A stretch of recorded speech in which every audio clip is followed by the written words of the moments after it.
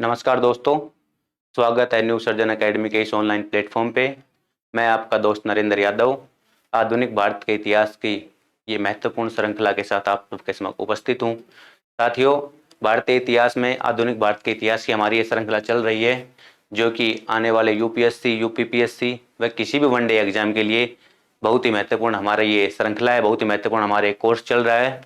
तो हम कल की कक्षाओं में देख रहे थे आधुनिक भारत में पुर्तगालियों का आगमन और किस प्रकार से पुर्तगाली कंपनियां, किस प्रकार से पुर्तगाली या यूरोपीय कंपनियां भारत के अंदर आ रही हैं, किस प्रकार से भारत यूरोपियों की जरूरतों का पूरा करने वाला बाजार नजर आ रहा है, किस प्रकार से यूरोपियों की जरूरत है, यूरोप में किस प्रकार से पुनर्जागरण रेनेसां का काल चल रहा है, तार्किकता तर्कवाद का दौर चल रहा है, और यूरोप के देशों में पुर्तगाल, स्पेन, इंग्लैंड, जर्मनी, फ्रांस, इन देशों में, हॉलैंड, इन देशों में किस प्रकार से अपने यूरोप से बाहर निकलकर पूरी देश दुनिया में ईसाई मिशनरी को फैलाना, ईसाई धर्म को फैलाना, या एक दूसरे से आगे निकलने की इस प्रकार की होड़, या दूसरे देशों में व्यापार करना, या भारत की तरफ, पूर्व की तरफ आकर जिसकी यहाँ की वैभव संपन्नता के बारे में उनको कभी से पता है, यहाँ पर से आकर उनको व्यापार करना और पैसे कमाने की ये होड़ मची हुई है। तो हम कल देख चुके थे कि किस प्रकार पुर्तगाली कंपनियां भारत में आई 1498 से लेकर, और हमने 1600 तक का दौर देख चुका था। पुर्तगाली गवर्नर, उनके कार्यकाल, उनके द्वारा किए गए कार्य,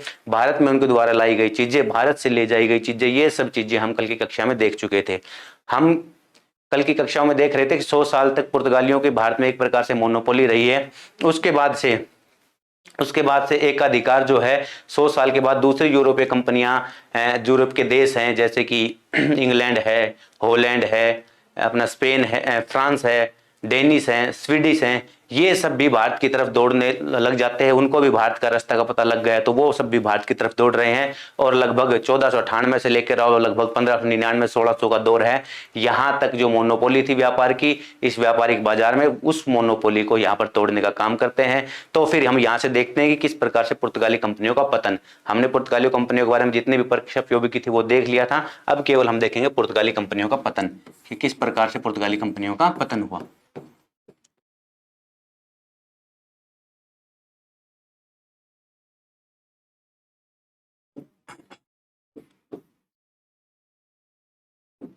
ठीक है, पुर्तगाली कंपनियों का पतन, सबसे बड़ा कारण तो यही है कि अब तक जो मोनोपोली चली आ रही थी जल के अंदर भी और भारत में स्थल के अंदर भी, उस मोनोपोली को दूसरी यूरोपीय कंपनियां तोड़ देती हैं। ठीक है, तो सबसे पहले उस मोनोपोली यानी यूरोपीय कंपनियों का प्रतिस्पर्धा में आ जाना। ठीक है, फ्रांसीसी, स्वीडिश, डेनिश और ये कंपनियां आने लग गई हैं, वो उसको समुद्र में उसके साथ लड़ाई भी कर रही है, उसकी नौसेना मजबूत है, युद्ध भी कर रहे हैं। तो सबसे पहला कारण तो यह था उसका व्यापारिक एकाधिकार समाप्त करना, व्यापारिक एकाधिकार समाप्त करना, व्यापारिक एकाधिकार समाप्त करना।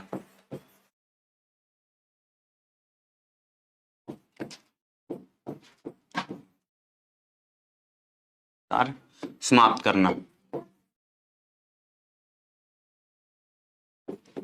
ठीक है, दूसरा कारण क्या है कि हम कल देख रहे थे कि किस प्रकार से जो फ्रांसीसी, जो पुर्तगाली गवर्नर है अल्बुकर्क है, वो भारतीय समाज के अंदर उनके सामाजिक और धार्मिक जो मामले हैं उनमें हस्तक्षेप कर रहे हैं।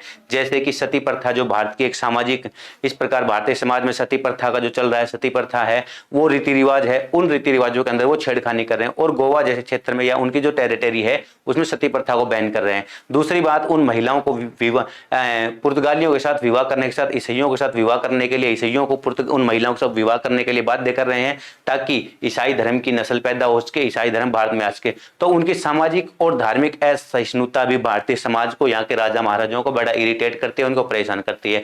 तो इसके बदले में फिर यहाँ पर उनका प्रतिरोध या प्रतिशोध की भावना फूटती है, और पुर्तगाली कंपनियों का पतन का या यहाँ से बाहर निकलने का धीरे धीरे कारण बनता है। तो दूसरा कारण था सामाजिक और धार्मिक असहिष्णुता, सामाजिक व धार्मिक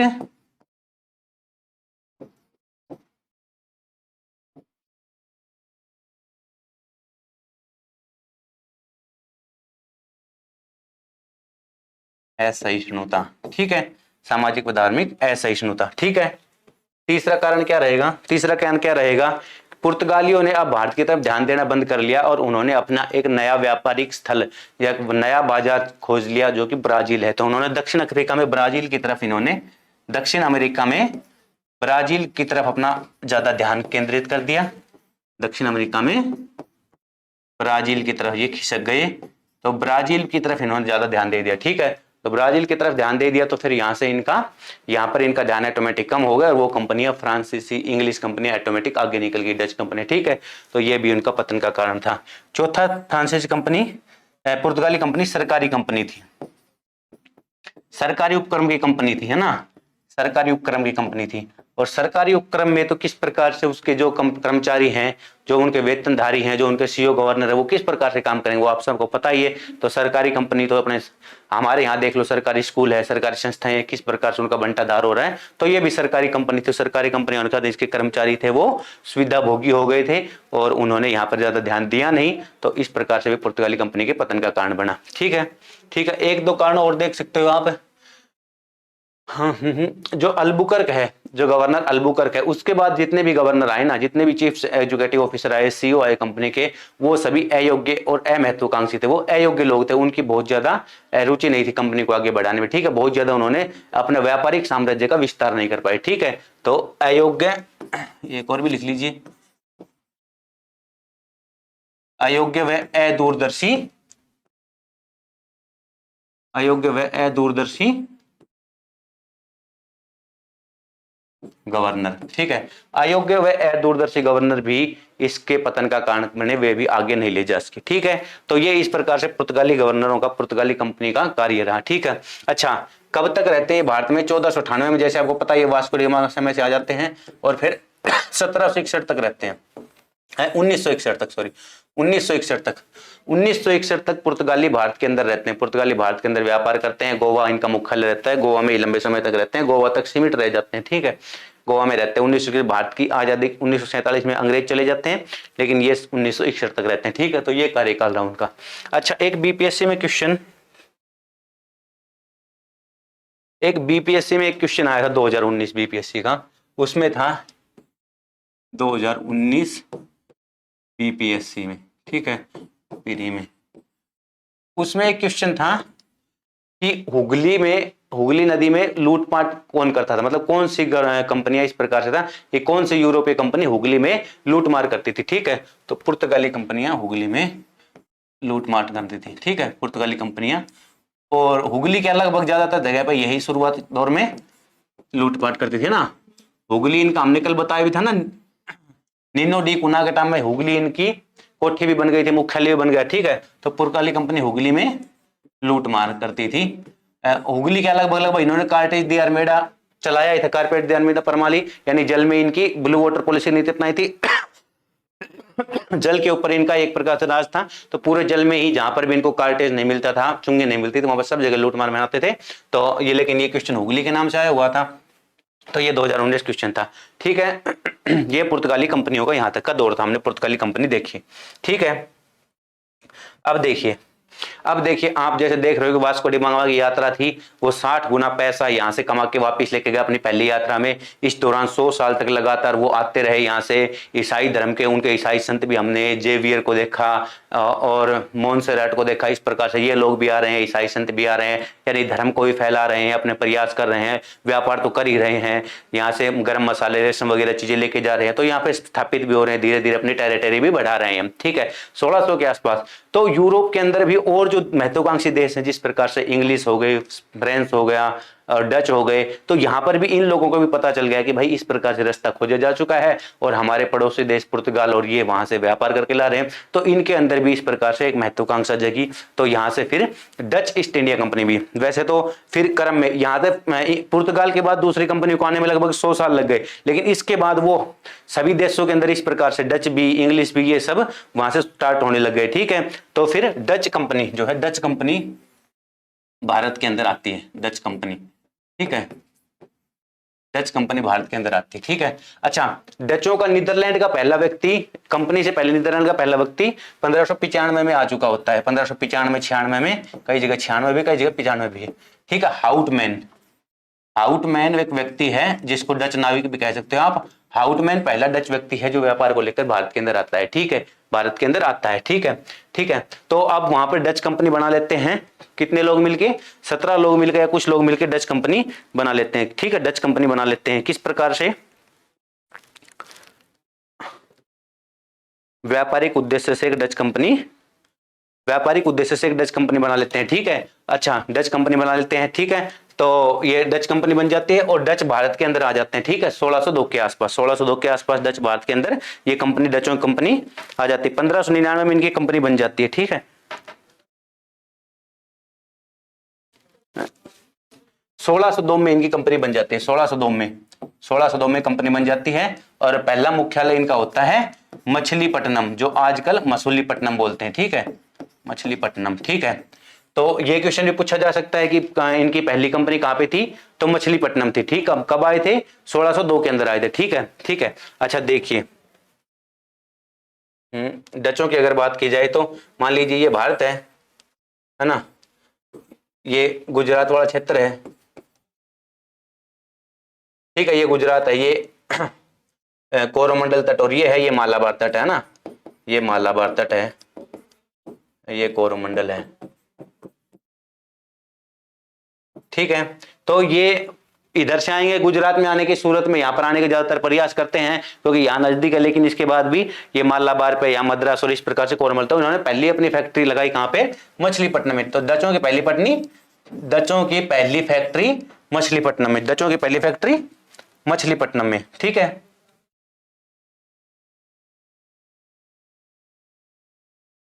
क्वेश्चन आज, डचों ने अपनी पहली कोठी या पहली फैक्ट्री यहां पे लगाई, तो मछलीपट्टनम में,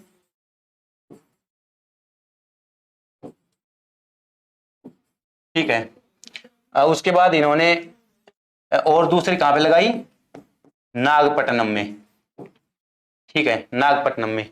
और 1611 में ये, 1605 में लगाई है, 1611 में ये सूरत पहुंच जाते हैं, सूरत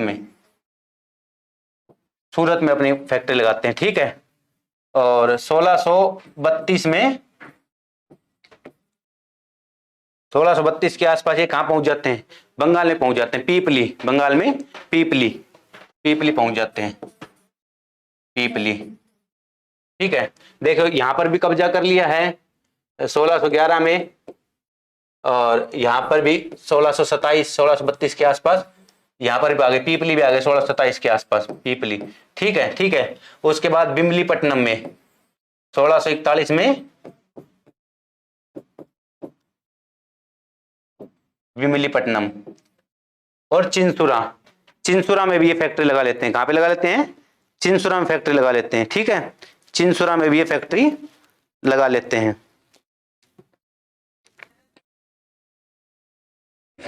1653 में चिंसुरा,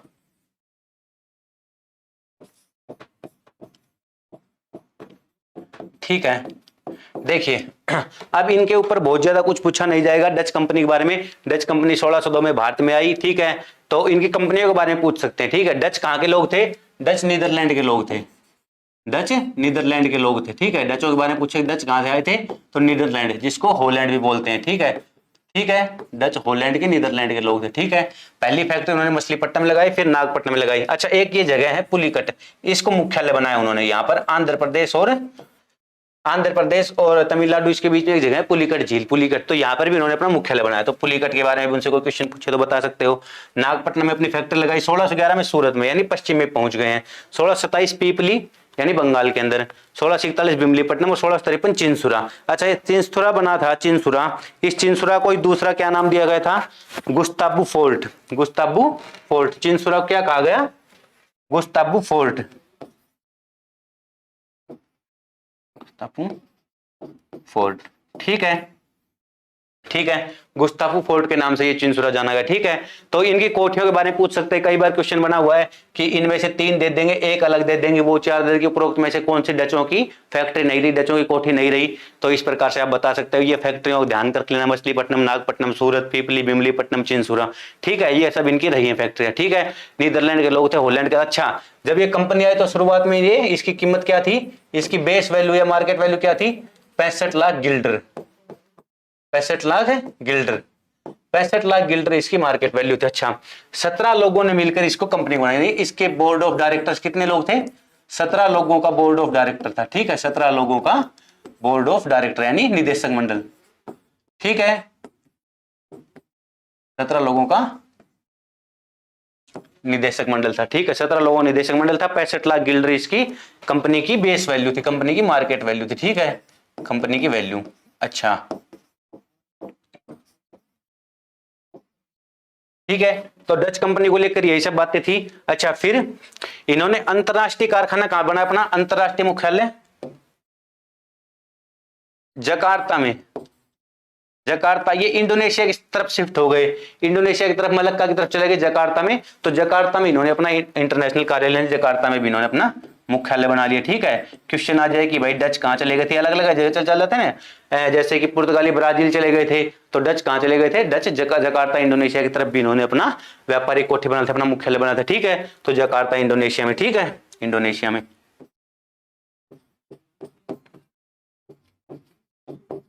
ठीक है। अच्छा, अच्छा, अब इनका पतन किस प्रकार से होता है, इसी दौरान इंग्लिश कंपनी भी आ जाती है, ठीक है। तो अंग्रेजों के साथ इनका 1759 में, 1759 में, 1759 में एक वेदरा का युद्ध होता है, ठीक है, वेदरा का युद्ध। वेदरा का युद्ध में 1761 में डच वर्सेज इंग्लिश होता है, डच वर्सेज अंग्रेज। तो वेदरा के युद्ध में अंग्रेजों ने डचों को खदेड़ दिया, डचों को भगा दिया। अच्छा, क्वेश्चन आ जाए वेदरा कहां है, तो वेदरा बंगाल में है, ठीक है। युद्धों के ऊपर एक क्वेश्चन आता है कि 1759 में जो वेदरा का युद्ध हुआ था, यह वेदरा का युद्ध कब हुआ था, वेदरा का युद्ध किन किन के बीच में हुआ था, एक स्टेटमेंट आराम से बन सकती है या फिर डायरेक्ट क्वेश्चन भी बन सकता है, ठीक है। डच वर्सेज अंग्रेज, 1759 में डचों को अंग्रेजों ने भगा दिया और डच यहां से बाहर हो गए, ठीक है। 1602 में इनकी कंपनी बन के आई थी मसूलीपट्टनम में, ठीक है, ठीक है, मसूलीपट्टनम बन के आई थी, ठीक है। पहला नाविक हाउटमैन था, ठीक है। अच्छा, पहला गवर्नर कौन था, पहला गवर्नर कौन था, पीटर, पहला गवर्नर था इनका Peter, Peter both, Peter bath, Peter bath इनका पहला गवर्नर था, ठीक है, पीटर बाथ। ये भी आप लिख दीजिए, काम आ जाए, पीटर बाथ पहला गवर्नर, ठीक है। तो डच कंपनियों का बहुत ज्यादा समय तक इनका नहीं रहा, ये इंडोनेशिया की तरफ शिफ्ट हो गई थी, ये इनका रहा था सूरत के अंदर, मसूलीपट्टनम, नागपट्टनम, ठीक है। अच्छा, इसका डच कंपनी का नाम क्या था, इसको शॉर्ट फॉर्म में नाम कर लेना वीओसी, ठीक है, वीओसी, वीओसी शॉर्ट में नाम कर लेना। फुल फॉर्म क्या थी वीओसी की, वेरिंगे द, फुल फॉर्म है इसकी वेरिंगे, वेरिंग द ओस्ट, वेरिंग द ओस्ट इंडेसे कंपनी, वेरिंग द ओस्ट इंडेसे कंपनी। ये क्या है, ये डच नाम है, ये डच नाम है, ठीक है, डच,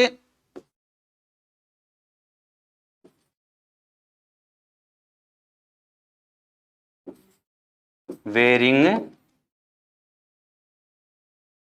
द ओस्ट इंडिसे कंपनी, ठीक है। शॉर्ट में इसको वीओसी लिख लेना, वीओसी, वेरिंग द ओस्ट इंडिसे कंपनी, ठीक है, ये कंपनी, ठीक है, वेरिंग द ओस्ट इंडिसे कंपनी, ठीक है, वीओसी, ये डचों का था, ठीक है। डचों का इतना ही है, इससे बाहर कोई भी डचों को लेकर क्वेश्चन नहीं आएगा, ठीक है, ठीक है। अच्छा, डचों के बाद अब क्या है, डचों के बाद अब एक कंपनी आती है जो सबसे लंबे समय तक भारत में राज करेगी, ठीक है। 1759 में ही बाहर हो जाते वेदरा युद्ध से, ठीक है, अंग्रेजों के साथ। अच्छा, अब आती है, अब अंग्रेज भारत के अंदर आते हैं, ठीक है, अंग्रेज। तो अंग्रेजों की कहां से वो चल रहा है, 1699 की बात है, 1699 की, ठीक है। तो 1699 में भारत के अंदर कौन है शासक, भारत का शासक कौन है इस समय, मुगल साम्राज्य चल रहा है, भारत का शासन, ठीक है, अकबर है, ठीक है। तो एक तो ये क्वेश्चन बन सकता है कि जिस समय अंग्रेज भारत में आ रहे हैं या इंग्लिश ईस्ट इंडिया कंपनी बन रही है उस, सॉरी 1599, 1599, 1599, ठीक है, 1599, भारत का शासक अकबर है, ठीक है। अच्छा, इंग्लैंड में शासक कौन है, इंग्लैंड का शासक कौन है, महारानी एलिजाबेथ, महारानी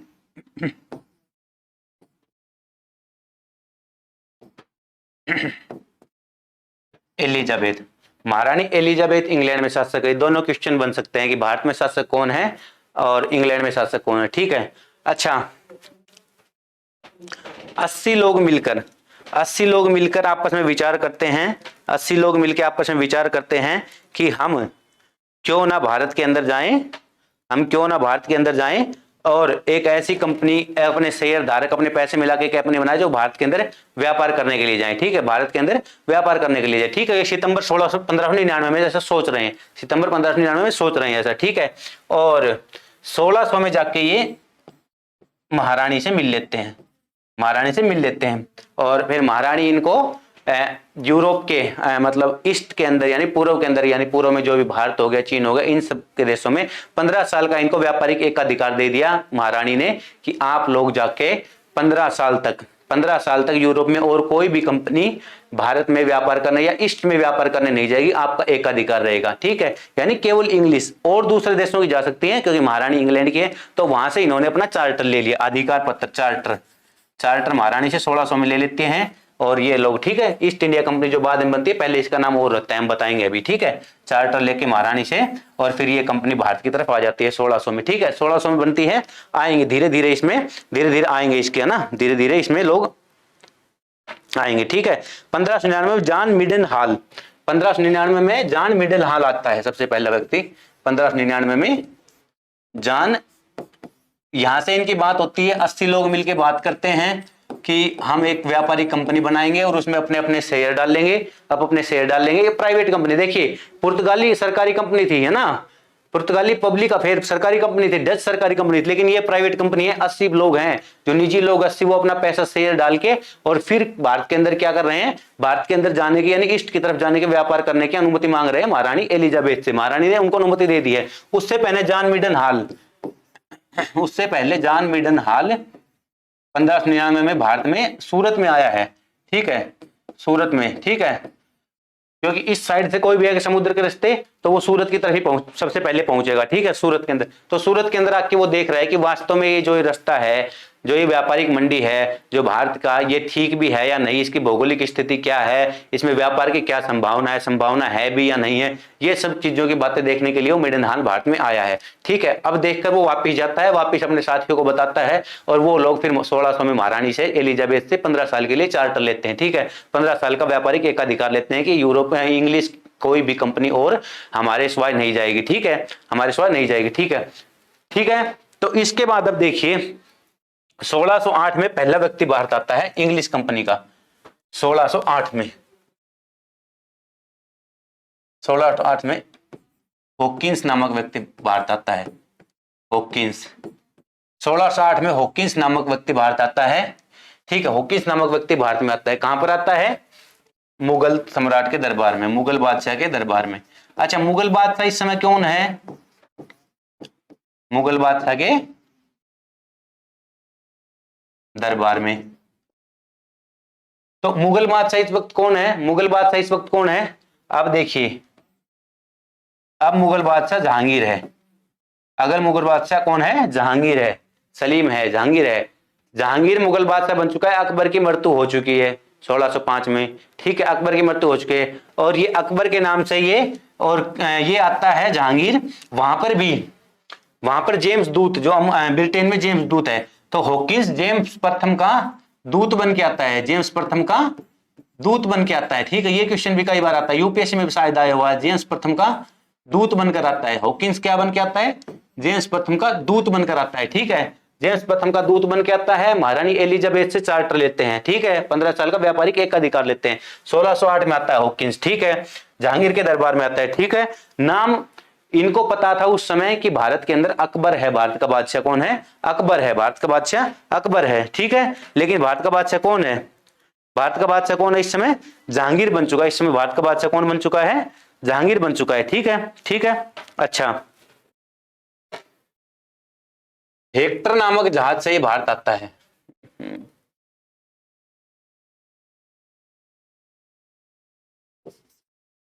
हेक्टर नामक जहाज से भारत आता है, हेक्टर नामक जहाज से, ठीक है, हेक्टर नामक जहाज से भारत आता है, ठीक है। अच्छा, ये बहुत अधिक भाषाओं का जानकार था, फारसी, अरबी, इंग्लिश, तुर्की, है ना, फारसी, अरबी, इंग्लिश, तुर्की, इन सभी भाषाओं का, बहुत भाषाओं का जानकार था। अच्छा, इस समय मुगल दरबार की भाषा कौन सी है? इस समय मुगल दरबार की भाषा कौन सी है? इस समय मुगल दरबार की भाषा फारसी है, ठीक है ना। मुगल दरबार की भाषा फारसी है, मुगल दरबार की भाषा फारसी। ये क्वेश्चन भी आ सकता है कि मुगलों की भाषा क्या थी? फारसी है, ठीक है। अच्छा, ये क्या क्या जानता है? ये फारसी, उर्दू, तुर्की, फारसी, उर्दू, तुर्की और अंग्रेजी, बहुत अधिक भाषाओं का जानकार है। अच्छा, ये अच्छा चित्रकार भी है हॉकिंस, अच्छा चित्रकार भी है। तो ये अपनी जहांगीर के साथ ये फारसी भाषा में बात करता है, ठीक है। अकबर के नाम से राजपत्र लेके आता है, ठीक है, अकबर के नाम से संदेश लेके आता है। ये समझते हैं कि वहां पर अकबर है, लेकिन यहाँ पर जहांगीर मिलता है। जहांगीर को फारसी भाषा में बातें करता है, सभी भाषाओं को जानकार है, कि इंटेलिजेंट है हॉकिंस यहाँ पे। इससे प्रभावित होता है। चित्रकला जहांगीर को बहुत पसंद थी, तो ये चित्रकारी भी अकबर को अपनी दिखाता है, ठीक है, जहांगीर को दिखाता है। तो जहांगीर को चित्रकारी बहुत पसंद थी, ठीक है। चित्रकला का स्थापत्य दौर रहा है जहांगीर के समय में, वो हम देखेंगे मुगल काल में, ठीक है। तो जहांगीर को ये प्रभावित करता है, जहांगीर से प्रभावित होकर इसे 400 का मनसब बनाता है। 400 का मनसब, 400 का मनसब बहुत बड़ी पद था, 400 का मनसब, ठीक है। 400 का मनसब, ये 400 का मनसब का पद देता है, ठीक है। अच्छा, इसको इंग्लिश खान की उपाधि देता है, इंग्लिश खान की उपाधि देता है, ठीक है। इंग्लिश खान की उपाधि देता है, 400 का मनसब बनाता है, ठीक है, ठीक है। अच्छा, और यह बात बातों के अंदर इससे, बात बातों में इससे अध्यादेश भी पास करवा लेता है, ठीक है, अध्यादेश भी पास करवा लेता है। किस चीज का, किस चीज का पास करवा लेता है अध्यादेश? किस चीज का अध्यादेश पास करवा लेता है? भारत में व्यापार करने का, और व्यापार भी कहां पर? सूरत का, ठीक है, व्यापार भी कहां पे? सूरत का। तो सूरत में ये अपना, सूरत में व्यापार करने का ये पास करवा लेता है अकबर से, ठीक है, अकबर से सूरत का पास करवा लेता है, ठीक है, ठीक है, ठीक है। तो ये इसके बारे में रहा, हॉकिंस के बारे में, ठीक है, ये हॉकिंस के बारे में रहा, सूरत का वो कर लेता है, ठीक है। पहला ये यहाँ पर आता है जेम्स प्रथम का दूत बनकर, बहुत भाषाओं को जानकार है, हेक्टर नामक जहाज से आता है, इंग्लिश खान के ऊपर देता है, 400 का मनसब बनता है। अच्छा, ये क्वेश्चन जो भाषा वाला क्वेश्चन है ना, ये इसी बार यूपी पीसीएस 2023 का क्वेश्चन है, यूपी पीसीएस 2023 का क्वेश्चन है। ये हॉकिंस की भाषाओं को जानकारी, इस प्रकार 2 स्टेटमेंट बनी हुई थी, ये भाषा के ऊपर था ये, ठीक है, ये भाषा के ऊपर था कि अकबर हॉकिंस कितने समय तक दरबार में रहा, और हॉकिंस कौन कौन सी भाषाएं जानता था। इस प्रकार 2 स्टेटमेंट बनी हुई थी, यूपी पीसीएस 2023 का क्वेश्चन है, ठीक है। तो इंपॉर्टेंट है, कोई भी क्वेश्चन हमारी कक्षा से बाहर नहीं आएगा, ठीक है। तो ये हॉकिंस का हो गया। इसके बाद 1615 के अंदर, 1615 में सर टॉमस रो भी भारत आता है, दूसरा नाविक। सर टॉमस रो के बारे में भी देखा जाता है, सर टॉमस रो, ठीक है। अच्छा, सर टॉमस रो भारत में आता है, ठीक है, सर टॉमस रो भारत में आता है, ठीक है, सर टॉमस रो भारत में आता है, ठीक है, ठीक है, सर टॉमस रो भारत आता है। तो अच्छा, ये सर टॉमस रो का हो गया, ठीक है। अच्छा, इससे पहले अब 1608 से, और हॉकिंस आया 1615 में, सर टॉमस रो आया। इन दोनों से पहले 1611 के आसपास, 1611 के आसपास, और सवाली नामक स्थान पर, 1611 के आसपास सवाली नामक स्थान पर, सवाली जो कहाँ है? गुजरात में, सवाली नामक स्थान पर अंग्रेजों की और पुर्तगालियों की झड़प हो जाती है युद्ध में, अंग्रेजी और पुर्तगालियों की युद्ध में झड़प हो जाती है। सवाली नामक स्थान पर मिडल्टन नामक, मिडल्टन यहां पर होता है, जॉन मिडल्टन नामक नाविक के नेतृत्व में यहां पर सवाली नामक स्थान पर अंग्रेज और पुर्तगालियों की झड़प भी हो जाती है, ठीक है, अंग्रेज व पुर्तगालियों की, ठीक है। तो यहां पर सवाली में इनका युद्ध होता है, ठीक है, और इसमें कमोबेश अंग्रेज इसमें विजय रहते हैं, अंग्रेज हावी रहते हैं इसके अंदर, ठीक है। इस बात से भी, क्योंकि जहांगीर जो है, मुगल जो थे वो पुर्तगालियों से परेशान हो रहे थे, वो पुर्तगालियों की तो मोनोपोली थी, उनकी नौसेना बहुत मजबूत थी, तो समुद्र में वो इनको से कार्टेजन वेड़ा भी लेते थे, तो इनसे चुंगी भी लेते थे। तो एक प्रकार से मुगल इनसे परेशान थे। अब मुगलों को खुशी मिली कि इनको समुद्र से लड़ने वाला कोई मिल गया, तो इन्होंने 1611 में तो एक अध्यादेश दिया था, लेकिन वो बहुत मान्य नहीं था, ठीक है। ये मतलब उनकी बहुत उसको मानता नहीं मिली थी, सूरत में जो दिया था पहली बार, ठीक है, उसके अंदर उस पे। लेकिन अब 1613 में इन्होंने परमानेंट यहाँ पर फैक्ट्री बनाने का, परमानेंट 1613 में सूरत में फैक्ट्री बनाने का, सूरत में फैक्ट्री बनाने का बोल दिया गया कि सूरत में आप फैक्ट्री बना सकते हैं। तो 1613 में इन्होंने, अंग्रेजों ने परमानेंट सूरत में फैक्ट्री बना ली, ठीक है, 1613 में, ठीक है, 1613 में, ठीक है। 1611 का सवाली का युद्ध हो गया, मिडल्टन के नेतृत्व में अंग्रेजों पुर्तगालियों की झड़प। इसमें अंग्रेजों ने अपने आप को दिखा दिया कि हमारी नौसेना मजबूत है और हम जल में मजबूत है, ठीक है। तो इससे जहांगीर को लगा कि हाँ, ये पुर्तगालियों को खदेड़ सकते, तो उन्होंने सूरत में उनको रहने के लिए, उनसे और प्रभावित हुआ, सूरत में उनके लिए कोठी या फैक्ट्री बनाने की उनको परमिशन दी। इससे पहले ये मछलीपट्टनम में बना चुके थे, इससे पहले मछलीपट्टनम में अपनी फैक्ट्री लगा चुके थे। ठीक है, मछलीपट्टनम में अपनी फैक्ट्री लगा चुके थे। ठीक है, मछलीपट्टनम में अपनी फैक्ट्री लगा चुके थे। ठीक है, मछलीपट्टनम में फैक्ट्री लगा चुके थे। ठीक है, मछलीपट्टनम में 1611 में। ठीक है, जो गोलकुंडा है ना, गोलकुंडा कौन सी जगह है? आज का हैदराबाद। उस समय गोलकुंडा था। तो गोलकुंडा में कुतुबशाहियों की राजशाही थी, कुतुबशाही राजशाही थी गोलकुंडा में ना, गोलकुंडा में कुतुबशाही राजशाही थी।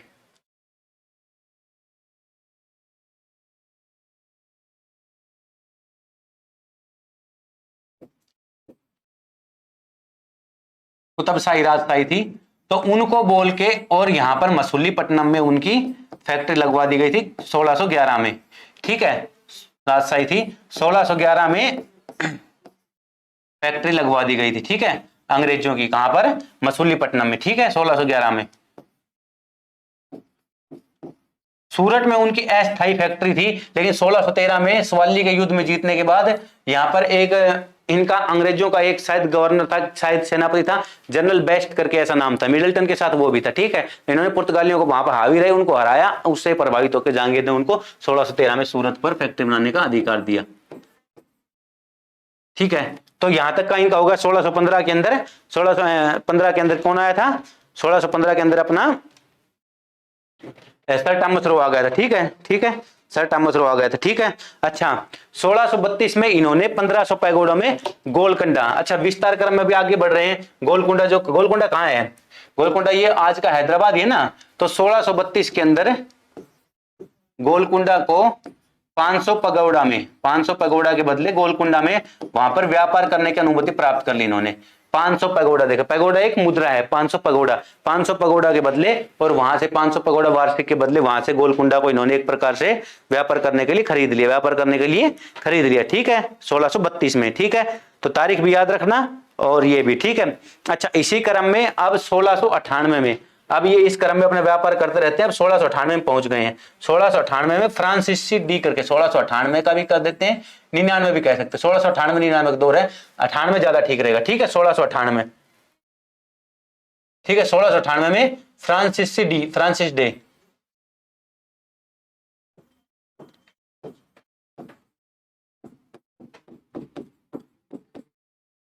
फ्रांसिस डे ने कलिकत्ता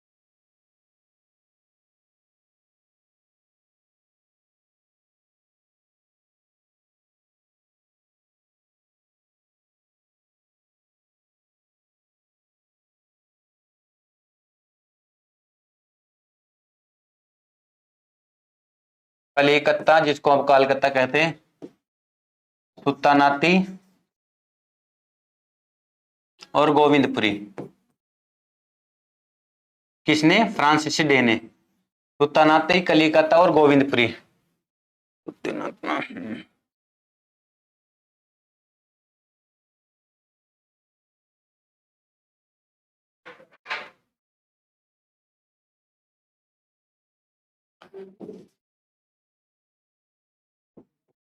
सुल्तानाती, कलिकत्ता और गोविंदपुरी। यहां पर 1200 रुपए के बदले, 1200 रुपए में यहाँ की टैक्स, यहाँ पर व्यापार करने की अनुमति प्राप्त कर ली। ठीक है, यहाँ पर व्यापार करने की अनुमति, सूबेदारी और दीवानी प्राप्त कर ली। ठीक है, 1200 रुपए में वार्षिक में। ठीक है, यहाँ की सूबेदारी और दीवानी प्राप्त कर ली यहाँ।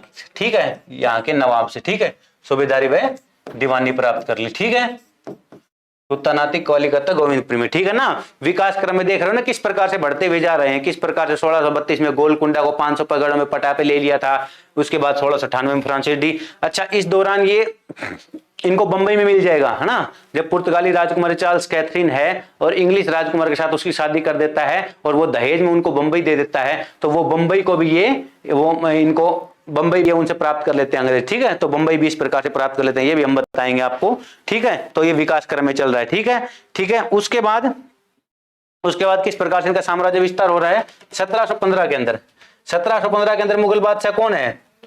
1715 को याद करो। 1715 मुगल बादशाह कौन है? मुगल बादशाह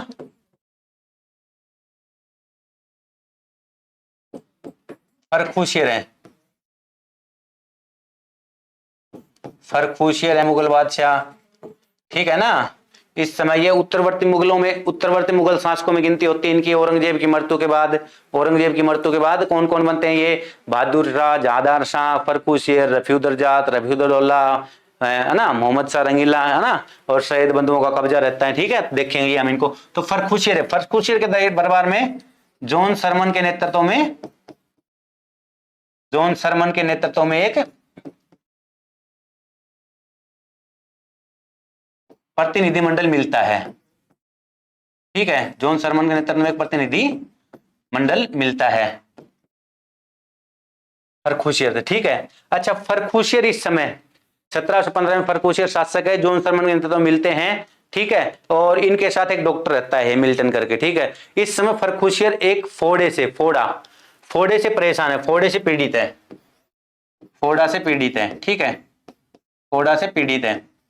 अच्छा, तो चिकित्सा इन सब के क्षेत्र में तो इंग्लिश हमसे कहीं न कहीं, इंग्लिश यूरोपियन तर्कवाद के दौर में आ चुके थे, साइंस टेक के दौर में आ चुके थे, वे कहीं न कहीं हमसे हमसे ज्यादा एडवांस थे। तो जॉन सरमन के साथ जो डॉक्टर हैमिल्टन आता है, उसने उसने क्या कर दिया, उसने क्या कर दिया, इनका इलाज कर दिया फोड़े का, ठीक है, फर्रुखियर के फोड़े का इलाज कर दिया। फर्रुखियर इससे परेशान था, उसको बताओ निजात मिल गई, तो निजात मिल गई तो वो खुश है, और खुश होकर फर्रुखियर ने उनसे कहा कि भाई कुछ मांगो, ठीक है, तो उन्होंने शाही फरमान मांग लिया। तो फर्रुखियर ने 1717 में शाही फरमान की घोषणा कर दी इनके लिए, जो इनको राहत देने का काम करता है ना। शाही फरमान में अंग्रेज क्या मांगेंगे? बहुत कुछ मांग लेंगे। शाही फरमान देखो, शाही फरमान के नाम जानता है, क्वेश्चन भी आ सकता है कि शाही फरमान किसने घोषित किया? तो फर्रुखियर ने किया, ठीक है, जॉन सरमन के नेतृत्व में। डॉक्टर हैमिल्टन, डॉक्टर हैमिल्टन ने इनका, डॉक्टर हैमिल्टन ने इनका, डॉक्टर हैमिल्टन ने इनका क्या किया था? डॉक्टर हैमिल्टन ने इनका उपचार किया था, डॉक्टर हैमिल्टन ने इनका उपचार किया था, ठीक है, और उपचार के बदले में इन्होंने 1717 में इनको राहत देते हुए, इनको रियायत देते हुए शाही फरमान दे दिया, शाही फरमान और शाही फरमान के अंदर क्या कर दिया? शाही फरमान में इतना कुछ दे दिया, 1717 में इतना कुछ दे दिया कि ये बहुत आगे चले गए, है ना। शाही फरमान में इनको इतना कुछ दे दिया,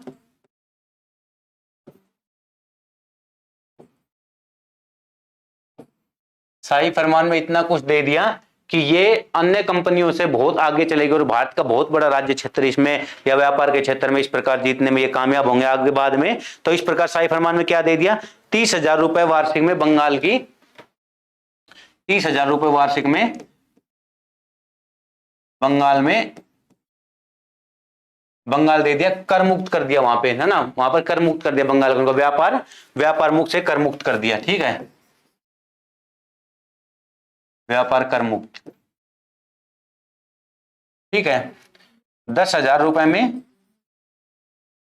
सूरत दे दिया इनको, सूरत में व्यापार कर सकते हैं 10,000 रुपए के अंदर, 10,000 रुपए वार्षिक में, ठीक है, 10,000 रुपए वार्षिक में सूरत में व्यापार कर सकते हैं, ठीक है। अच्छा, बंबई में टकसाल लगाने की परमिशन दे दी। टकसाल क्या होती है? जहां पर ये अपने सिक्के छाप सकें, बंबई में टकसाल लगाने की अनुमति।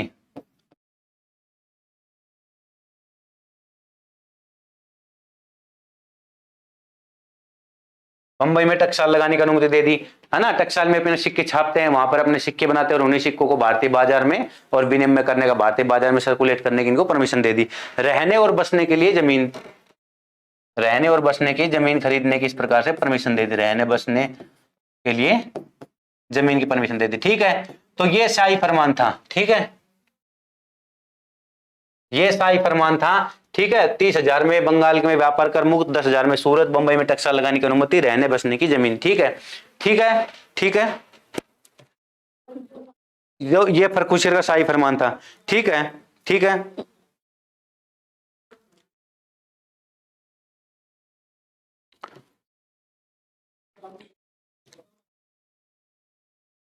अच्छा, तो यहां तक इनका ये रहा इस प्रकार से। बाद में फिर इनका इसी दौरान और भी कंपनी आती है, तो फ्रांसीसी कंपनी आ रही है, ठीक है ना, 1664 के अंदर फ्रांसीसी कंपनियां, और 1616 के अंदर डेनिश कंपनी आती है, एक बार से यहां तक हम अंग्रेजों में आगे बढ़े उससे पहले इस दौरान और जो कंपनियां आ रही हैं उन कंपनियों को साथ लेके चलते हैं कि कौन सी कंपनी किस समय बन रही है और कौन सी कंपनी कहां पर पहली कोठी बनी, व्यापारिक कोठी, और उसके बावजूद उन कंपनियों को फिर बाद में इन कंपनियों को आगे युद्ध होंगे, जैसे फ्रांस और कर्नाटक युद्ध होंगे, कर्नाटक युद्ध होगा फ्रांसीसी और इंग्लिश के बीच में, वाणिज्य युद्ध के बाद किस प्रकार फ्रांसीसी खत्म हो जाएंगे। तो एक प्रकार से हम फ्रांसीसी कंपनी पर और ध्यान दे लेते हैं कि फ्रांसीसी कंपनी किस प्रकार से कितने, फ्रांसीसी कंपनी कौन से सन में आती है फ्रांसीसी कंपनी, देखिए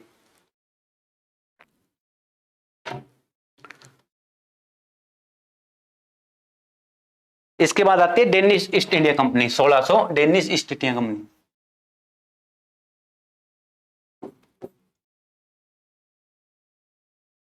डेनिश ईस्ट इंडिया कंपनी 1616 में, किनकी है ये,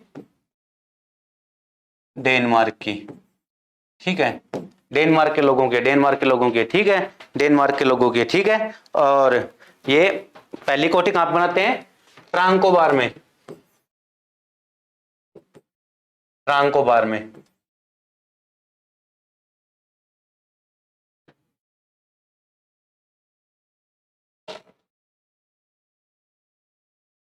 सोलह सौ सोलह फ्रांकोबार,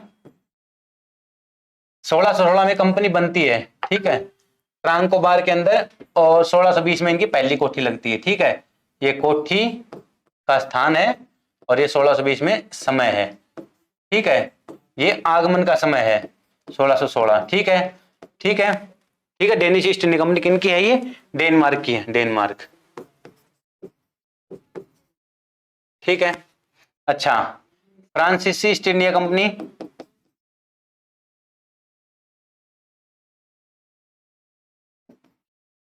कंपनी 1664 में बनती है, पहली फैक्ट्री सूरत में, और 1668 में ये अपनी पहली फैक्ट्री लगाते हैं, ठीक है, फ्रांसिस 1668 में पहली फैक्ट्री लगाते हैं, ठीक है, ठीक है।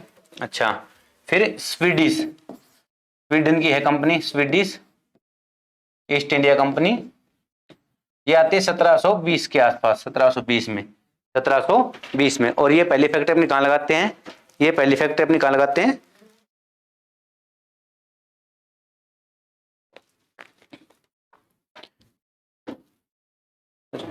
ठीक है, ये पहली फैक्ट्री अपनी सूरत की तरफ लगाते हैं, ठीक है, इनका बहुत ज्यादा रोल रहता नहीं है स्वीडिश का, ठीक है, डेनिश फ्रांसिस ईस्ट, ठीक है, और हमने डच तो पढ़ी ली थी, वोरिंग दो, वोरिंग द ओस्ट इंडस कंपनी, डच भी पढ़ ली थी। अच्छा,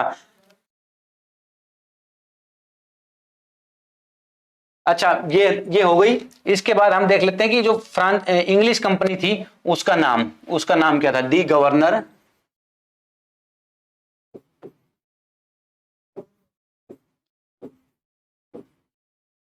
दी governor and, the governor and company of merchants of London, the governor and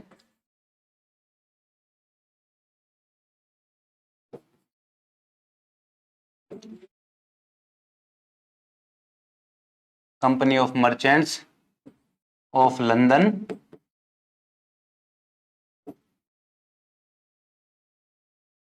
trading into,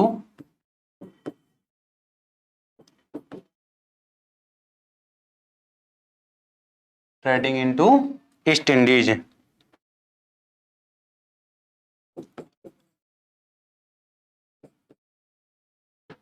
ठीक है, ठीक है, ये 1800 शुरुआत में इस नाम से कंपनी बनती है, ठीक है, the governor and company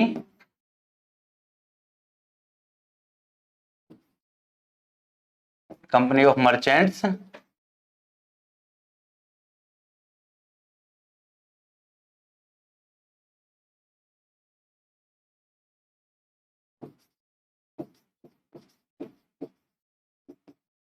of London trading into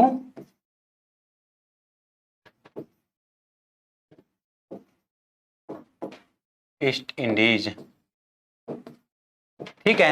तो ये कंपनी बनती है। ठीक है, 1801 में जाके इसका नाम फिर ईस्ट इंडिया कंपनी पड़ जाता है ना, ईस्ट इंडिया कंपनी। 1801 में जाके इसका नाम ईस्ट इंडिया कंपनी पड़ जाता है। ठीक है, 1801 में जाके ईस्ट इंडिया कंपनी पड़ जाती है, governor of and company of merchants of London trading into East Indies. ठीक है, ठीक है, ये हमने इसके बारे में पढ़ लिया सारा। अच्छा, शुरुआत कितने लोगों ने मिलकर बनाई थी? 80 लोगों ने। ठीक है, अच्छा, इसमें एक था इसका प्रशासनिक ढांचा किस प्रकार से था? प्रशासनिक ढांचा